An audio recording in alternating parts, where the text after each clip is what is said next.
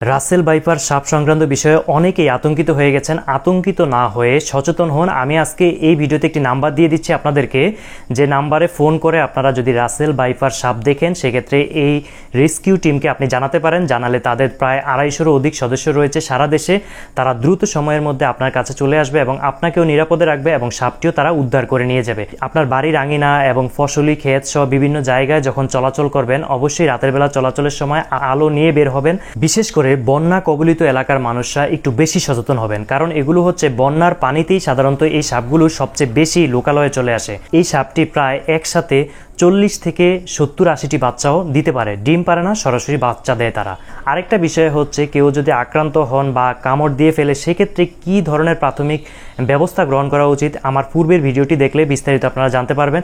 পাশাপাশি এই ভিডিওটি বেশি বেশি শেয়ার করে রাখুন, যেহেতু রেস্কিউ টিমের যোগাযোগ নাম্বার এবং তাদের বিভিন্ন ইনফরমেশন আমি